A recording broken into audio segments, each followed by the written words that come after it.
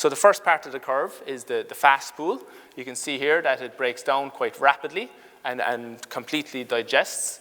And the rate of digestion of this fast pool for this example was 11% per hour. So 11% of the fiber was breaking down each hour. There was 72% of it in the fiber pool, so a large proportion of the fiber in this feed was in the fast degrading pool. We typically want to have as large of a fast pool as possible. So the bigger the fast pool, it lends itself towards faster ruminal disappearance. It helps with higher intakes. It causes faster eating, we've seen in studies, and also creates more ruminal buoyancy. So the specific gravity of that material, it's more buoyant, and it brings it up into an area where it can be chewed and ruminated. The next pool is the slow pool, or the slowly degrading material.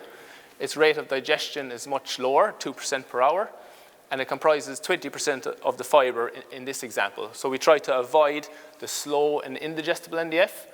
So a larger slow and indigestible pool will cause more of a ballast effect, so that physical fill we often hear about in pasture-based systems. It promotes lower intake and also slower eating. So we're trying to avoid that type of material.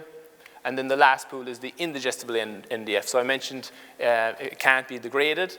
It's 0% per hour in terms of degradation rate, and it comprises 10% of the fiber in this example. So just to kind of bring those figures together and put it into I suppose, an animated way, our cows are consuming pasture across the day. There'll be a certain amount of indigestible fiber in that pasture.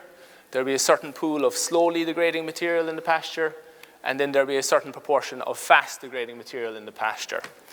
As that material goes into the rumen, the microbes can attach and start degrading it rapidly, and it'll clear that material from the rumen and help encourage the cow to achieve high dry matter intake across the day.